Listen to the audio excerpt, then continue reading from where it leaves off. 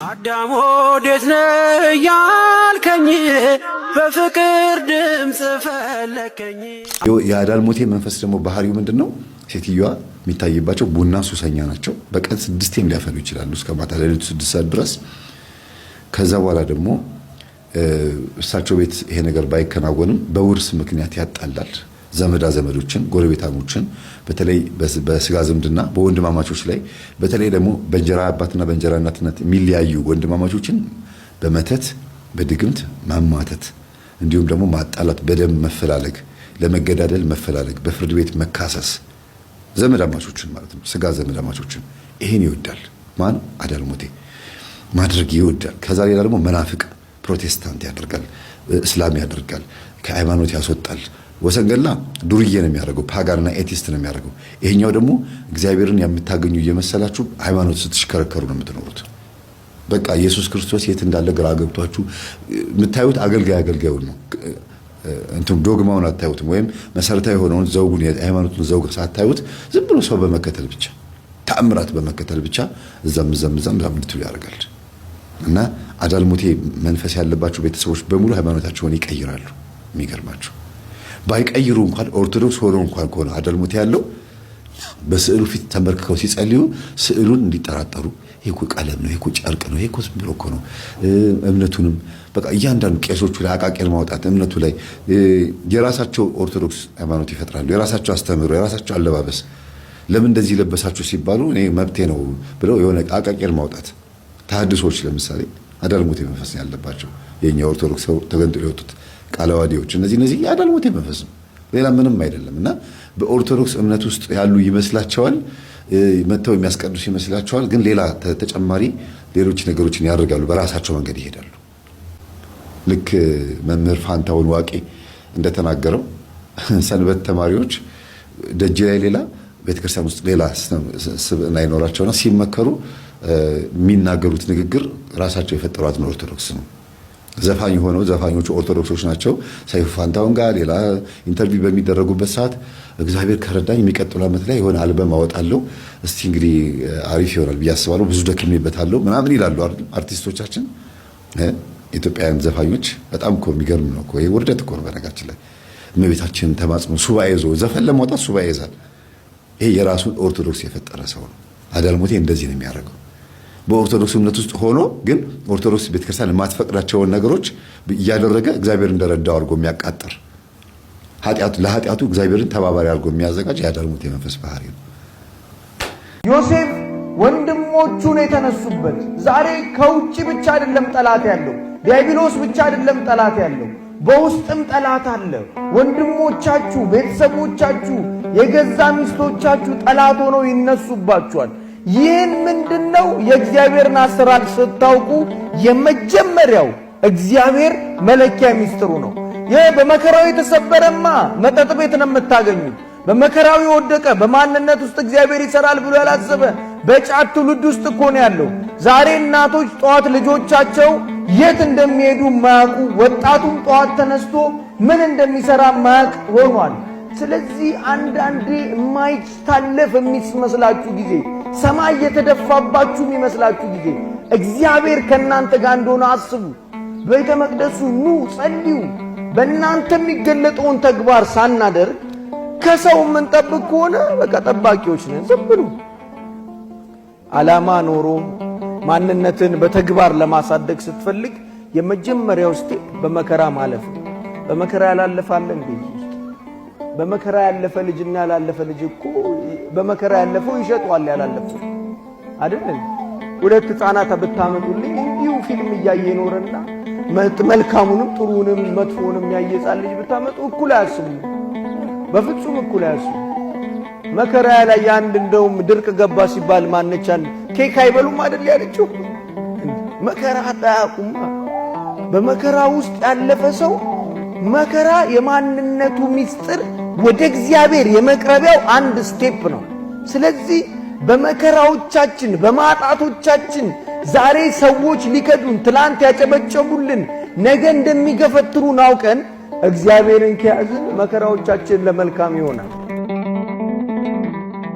ያ ጸሎት ሰዓት ደረሰ እያልክ የምትጸልየውም ከሆነ ሰይጣንን ፈርተህ ይሄም ሌላ ችግር ነው። አሁን ብዙዎቹ ጸሎት ለማድረስ ሲያስቡ ነጋ መሰለኝ እንደው እቺ ጸሎቴ እንዳትቋረጥ እንደው እየፈራ ነው። የደስታ ህይወት የለውም። ለጸሎቱ ጊዜ የሚሰጠው ጊዜ ከኑሮ ውስጥ የተወሰነውን ይበላብኛል ብሎ እየፈራ ነው። ይሄ ደግሞ በትክክል መንፈሳዊ ህይወት ላይ ያለንን ፍቅር ደካማ መሆኑን ያሳየናል። ሌላው ሰይጣኑም ይታዘበናል። አንዳንድ ድርጊቶችን አከናውኖ ለጸሎት የምንሰጠው ጊዜ ላይ ማምከን ከቻለ በሌላው ወቅት ላይ ያችን እንደ አንድ ትልቅ መረጃ በመውሰድ ታዝቦን የድካም ጊዜ እየጨመረልን ይመጣል። መንፈሳዊ አቋማችን ላይ ያለውን ድክመት የሱ ማጠናከሪያ ያደርገዋል። ስለዚህ በውስጣችን ለጸሎትና ለምስጋና ስንዘጋጅ ፍጹም ደስተኞች ልንሆን ይገባል። ከፊታችን ኃያል አምላክ ንጉሱ በብዙ መንፈሳዊ ኃይል እንደሚጎበኘን፣ እንደሚጠብቀን፣ ምንፈልገውን እንደሚሰጠን፣ እንደሚባርክልን ውስጣችን ይህንን መንፈሳዊ ነጻነት ማግኘት መቻል አለበት። ይህንን ነጻነት ነው ሰይጣን የሚነጥቅህ። ይሄ ነጻነት ዓለም ነገስታት፣ መሪዎች፣ መኳንንቶች ማዕረግ፣ ስልጣን አያመጡትም። ይሄን የውስጥ ነጻነት እንጀራ፣ ዳቦ፣ ገንዘብ፣ ልብስ፣ ማዕረግ ከላይ የሚታይ ነገር ሊሰጡህ ይችላሉ። ከውስጥ ግን የሚሰጥህ የሰማይ አምላክ ነው። ይሄን ነው ከውስጥ ማግኘት የሚያስችለውን ኃይል እስክንለብስ ድረስ ነው በኢየሩሳሌም ከተማ ቆዩ አላቸው። በጽርሐ ጽዮን ነው ልዩነቱ እና ደነገጠ። የሚያስደነግጥ ሕፃን እግዚአብሔር ስሙ የተመሰገነ ይሁን። ከእግዚአብሔር ጋር ስንሆን ለካ ብዙዎች ይደነግጣሉ። አይምሰላችሁ። አሁን መጸለይ ከጀመራችሁ በኋላ እንኳ ስንቶቹ ናቸው የሚሸሹት? በደንብ አስተውሉ። መንበርከክ በቤታችሁ ከቻላችሁበት ጊዜ ጀምሮ፣ መለስተኛ የቤተሰባችሁ ሰላምና መረጋጋት ከመጣበት ጊዜ ጀምሮ፣ ሌሎቹ መረጋጋት ያቃታቸው እንኳን ፊታችሁን አይተው ስማችሁም ሲጣራ ይደነግጣሉ። እንዴት መሰላችሁ? አሁን ራሱ መምህር ግርማ ሲባል መዓት የመጣባቸው የሚመስላቸው እኮ ቤተሰቦች አሏቸው አይደል? እንደው መዓት የመጣባቸው የሌለ ባጤ ቋጡን ሲቀባጥሩ አያውቁኝም እኮ ምንም አያውቁም እኮ። እንደዛ ማለት እኮ ነው። መንበርከክ ስትጀምሩ፣ መጸለይ ስትጀምሩ፣ እጃችሁን መዘርጋት ስትጀምሩ ስምህን አከብረዋለሁ የሚል መንፈሳዊ ጸጋ እኮ ለአብርሃም ተሰጥቶታል። የሚረግሙን ረግማለሁ፣ የሚመርቁን እመርቃለሁ ይላል። ስሙን እየጠራችሁ የምታገኙት መንፈሳዊ ኃይል ስማችሁ ላይ ብቻም አይደለም፣ አካላችሁም ላይ ብቻም አይደለም፣ መላው ህይወታችሁና ኑሯችሁም ላይ ሁሉም የሚሰጋበትና የሚደነግጥበት ይሆናል። አሁን ሄሮድስ ያስቡት ሂሳብ ብታወጡና ብታወርዱ በዛ እሱ ባለበት ዘመን ውስጥ የሚቀረው እድሜ በጣም አጭር ነው። ገና ሕፃኑ አድጎ ይነጥቀኛል ብሎ አስቦ ይመስላችኋል? ውስጡ ያደረበት መንፈስ ነው የደነገጠው። በቃ የአይሁድ ጉዳይ አሳሳቢ ነው። ለምን? የቀደመው የአብርሃም ዘመን የይስሐቅ የያዕቆብ ትውልድና የቃል ኪዳኑ ተስፋ ሁሉም ያረፈው የአብርሃም ዘር ላይ ስለነበረ በይሁዳ አይሁድ ተብለው ይኖሩበት የነበረው የተስፋው ቃል የሚያሸብራቸው ነበረ። እንደ እስራኤል የተመቸ ሀገር የለምና ሄሮድስም ለዙሪያውን መካከለኛውን ምስራቅ በሙሉ ለመቆጣጠር ወደ ሌላውም ዓለም ተሻግሮ ያለውን ነገር ለማየት የግብይትና የንግዱ አውታር ዋነኛዋ መገናኛ ኢየሩሳሌም ስለነበረች በዚህ ምክንያት የወደፊቱ ሁኔታ ይቋረጥብኝ ይሆን እንዲህ የሚልም ስጋት አለው። ገና ተወልዶ የአይሁድ ንጉሥ ወዴት ነው? እነዛኞቹ በፍቅር መጡ። በሀገሪቱ ውስጥ ያለው መሪ ግን አፍቃሪ አልነበረም፣ ፍቅርን የሚፈልግ አልነበረም። መንፈሳዊ ኃይሉም ስጋዊ እንጂ መንፈሳዊ አይደለም እና በጣም ደነገጠ።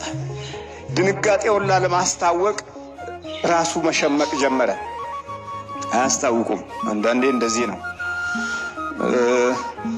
አንዳንድ ሰዎች አሁን ጫቱን ለቀው የጸሎት ጊዜ ከገቡበት ጊዜ ጀምሮ ይሄ ጫት ይቅሙ የነበሩ ጓደኞቻቸው እንዴት ነው የጠፋ ምን ይሉና ጠጋ ብለው እንዴት ነው እኔ እኮ እሱን ትቻለሁ፣ የድሮ አመሌ ጠፍቷል፣ ፋራ ሆንክ ማለት ነው ይሉና የተወሰነች ደቂቃ እንኳ አብረው መቆም አይፈልጉም። ለምን? የመንፈስ አንድነት የለም። እግዚአብሔር ጋር ያለው ትልቁ ስጦታ የመንፈስ አንድነት ማሳጣት ነው። ከእግዚአብሔር ጋር ስትሆኑ ከእግዚአብሔር ጋር የመንፈስ አንድነት ይኖራቸዋል። ከአመፃ ጋር ስትሆኑ ደግሞ የመንፈስ አንድነት ይኖራል። ብዙዎቻችን አሁን በጎውንና ክፉን ላለመለየት ውስጣዊ ህይወታችን የማይመቸን መንፈሳዊ ነገር የማይመቸን ከሆነ የመንፈስ አንድነታችን አግባብ ባለው ሁኔታ ላይ የቆመ ስላልሆነ ነው እንጂ በመንፈስ አንድነት ካለ ጨዋታቸው ቅዱሳን ይሆናል፣ ነገራቸው ጻድቃን ይሆናል፣ ሐሳባቸው ቡሩካንና መንፈሳዊ ተጋድሎን ይሆናል። ቋንቋቸውም ንግድና ኪሳራ ሳይሆን ትርፋቸው የነፍሳቸውን ዋጋ የሚመለከት ይሆናል። መንፈሳዊ ብድራት ላይ የሚያተኩሩ ይሆናሉ። ይሄ የመንፈስ አንድነት ሲኖር ነው። መሃል ላይ ደግሞ የተንሳፈፉ አሉ፣ የመንፈስ አንድነት ያጡ። እነሱ ደግሞ ማናቸው? ካህናቶቹ ናቸው። ቶሎ አለና ወደ ሰብአ ሰገል ሄዶ ያለውን መረጃ ከሰበሰበ በኋላ ካህናቶችን ጠራ። በቅርቡ ነበሩ ማለት ነው። ካጠገብ ነበሩ፣ ከሄሮድስ አጠገብ ነበሩ። ከሄሮድስ አጠገብ የነበሩት ካህናት ጥያቄ ቀረበላቸው። ለመሆኑ ይሄ የአይሁድ ንጉሥ የት ነው የሚወለደው ብለው ሲጠይቁ፣ አንቺ ቤተልሔም የይሁዳ ምድር ከይሁዳ ገዦች ከቶ አታንሽም፣ ሕዝቤን እስራኤልን የሚጠብቅ መስፍን ካንቺ ይወጣል ተብሎ በነቢዩ እንዲህ ተጽፏልና በይሁዳ ቤተልሔም ነው የሚወለደው ብለው ነገሩት። ግማሽ የመንፈስ አንድነት ነው። ይሄ የትንቢቱ ቃል ነው። የትንቢቱ ቃል ጋር ካህናቶቹ ያ የትንቢት ልምድ አላቸው። የትንቢቱን ቃል ይዘውታል። በደንብ የተነገረውን የኤርምያስን ትንቢት ግልጥ አድርገው ለንጉሱ ነገሩት። ግን እነሱ ወደ ቤተልሔም አልሄዱም። እግዚአብሔር ማስተዋሉን ይስጠን። ትንቢቱን አውቀውታል። ጌታ እንደሚወለድ የተነገረው ልቦናቸው ውስጥ አለ። ቃሉ ይሄ ነው ብለው በደንብ አብራርተው ገልጸው ሲነግሩት፣ ከዚህ በኋላ ሄሮድስ ሰብአ ሰገልን በስውር ጠርቶ ኮከቡ የታየበትን ዘመን ከነርሱ በጥንቃቄ ተረዳ። ግን ኮከቡን አላየውም። ኮከቡን የሚያይ ለአምልኮት የተዘጋጀ፣ በአባቶቹ ተስፋ የኖረ፣ በበረከት የተራመደ፣ ኮከቡን የሚያይ ቀድሞ የነበረውን የአባቶችን ቃል ዋጋ የሰጠ፣ በአእምሮ ውስጥ ሳይተው ዘመን ጊዜ ሳይሽረው ሕሊናው ውስጥ ያቆየ ኮከቡን ያያል። ሄሮድስ ኮከብን ማየት አይችልም። ምክንያቱም እሱ የተፈጥሮን ስጋዊ ኮከብ እንጂ የሚመራውን የቅዱስ ገብርኤልን ብርሃናዊ ኮከብ አይመለከትም። ሰብአ ሰገል ግን ይመለከታሉ። ከታሪክ ከአባቶቻቸው የተነገረውን የተስፋ ቃል በሚገባ ስለሚያውቁ በሚገባም ስለሚፈልጉ ጊዜና ወቅት ሳይለውጣቸው ተስፋን ጠብቀው ስለነበረ እነሱ ያያሉ።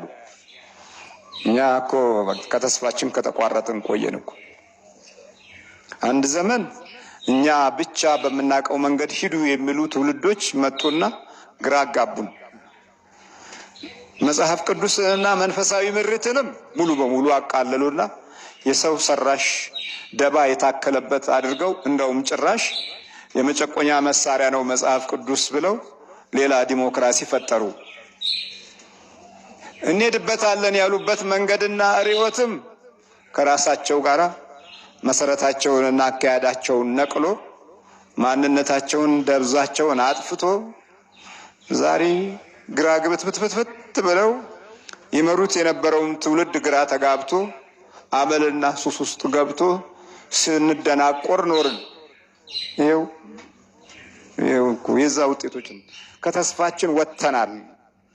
በዚህ መካከል ዲያብሎስ እያንዳንዱን መከላከያ ኃይል ስላጣ 100% አብሮት እየተወለደ ይኸው አብሮን አደገ።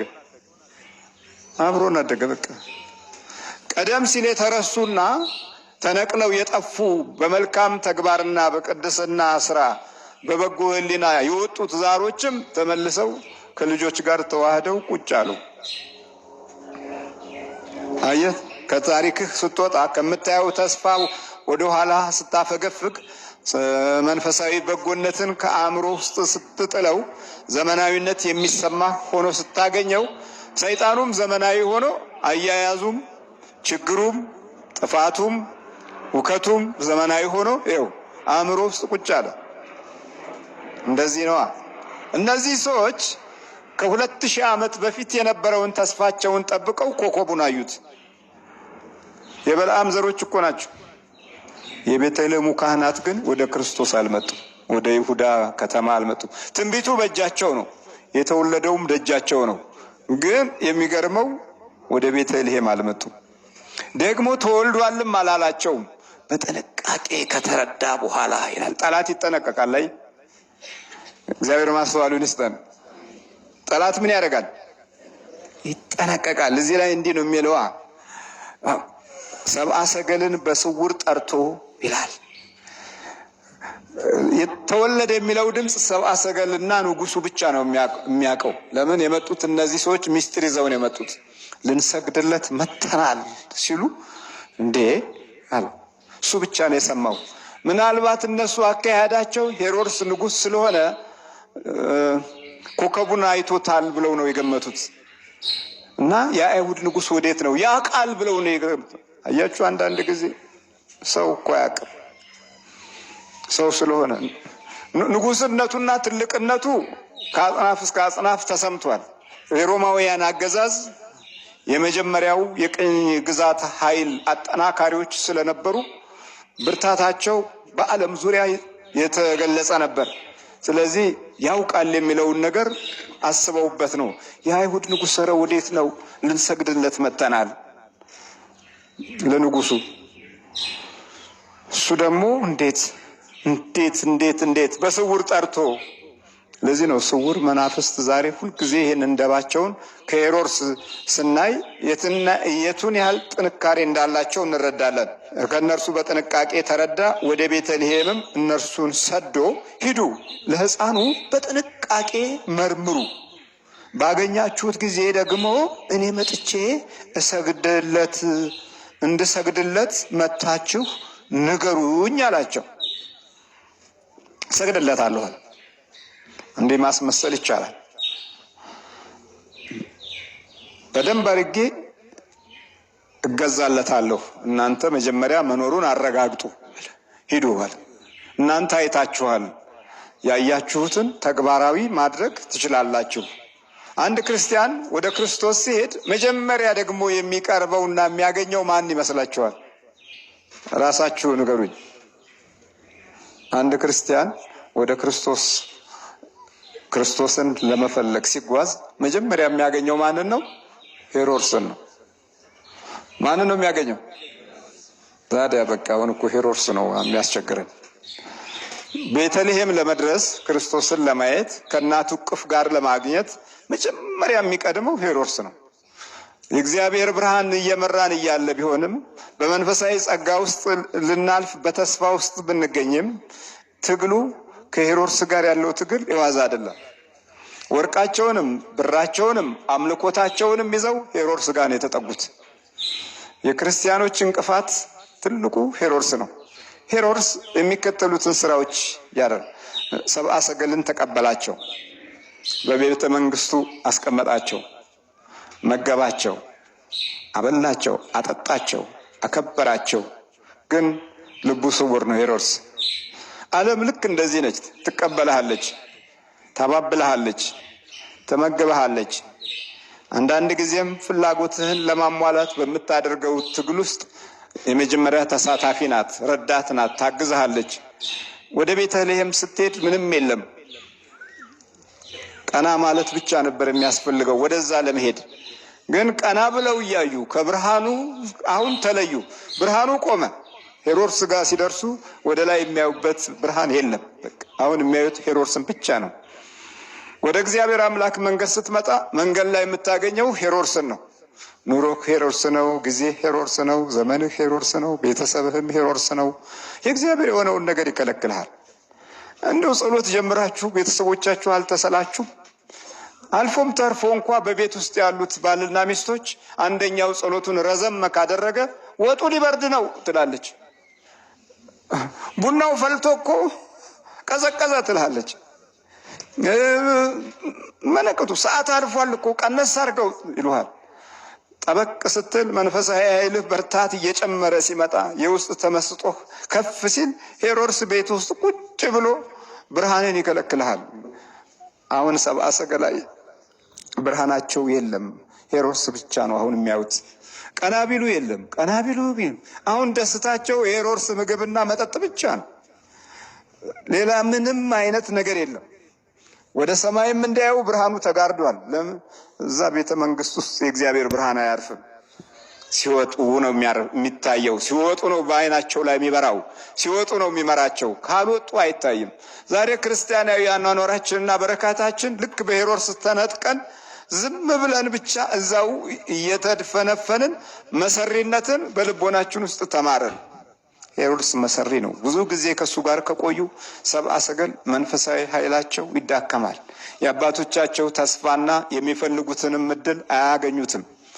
እንዲህ ነው። አሁን እኮ ወደ ክርስቶስ ስትመጣ፣ ወደ አምላክ ስትመጣ ሁልጊዜ እንደ ታላቅ ግንብ ሆኖ የሚከለክልህ ሄሮድስ ነው። በቃ እጸልያለሁ ብለህ አትጸልይም፣ እሰግዳለሁ ብለህ አትሰግድም፣ አመልካለሁ ብለህ አታመልክም። ቤትህ ውስጥ ራሱ ቤትህም ይፋለማል። ከመሰረቱ ችግር ያለበት መሬት ከሆነ የእርግማን ልጆች የረገጡትም ከሆነ ሲያቃዥህ ነው የሚያድረው እና ተስፋህ ላይ አደጋ እየፈጠረ እንዳታገኘው፣ ከክርስቶስ ጋር እንዳትዋሃድ፣ በእግዚአብሔር ብርሃን እንዳትመራ፣ ኑሮህ ላይ ቅድስና እንዳይኖር፣ የልብ ቡራኬም የእግዚአብሔር ፍቅር እንዳይሆን ሁልጊዜ ይታገላል ሄሮድስ። እየሰማችሁ ነው? ለዚህ አንድ ክርስቲያን ሄሮድስ ጋር ካልደረሰ በምንም መንገድ ቤተልሔም አያገኛትም።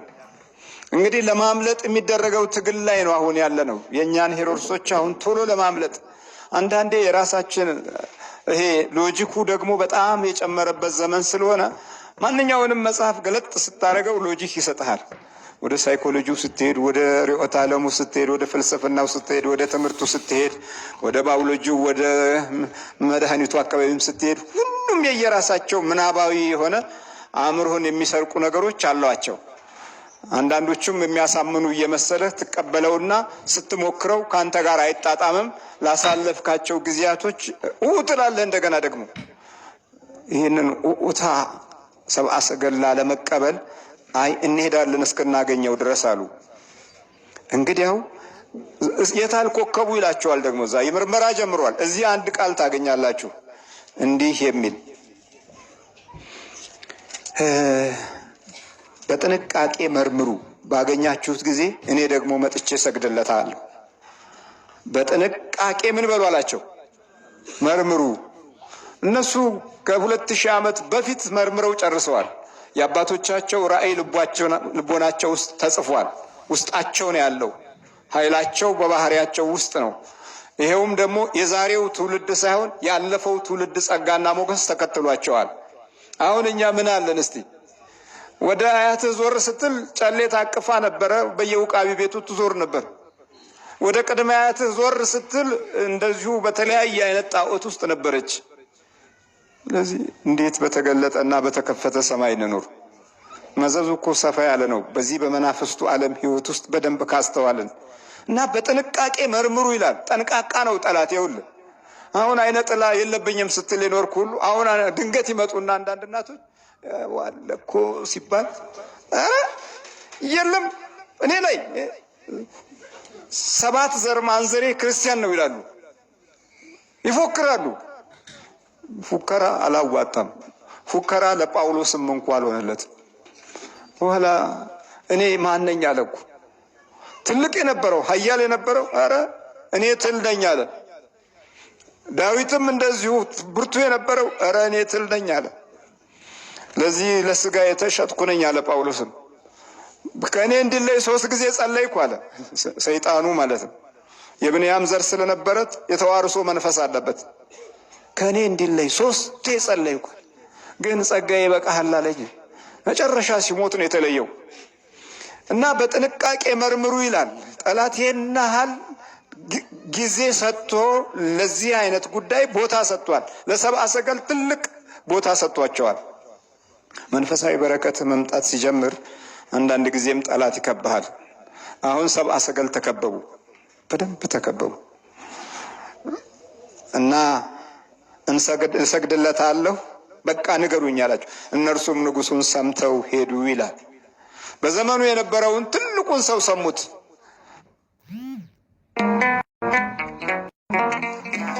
ኢየሱስ ልበል ኢየሱስ።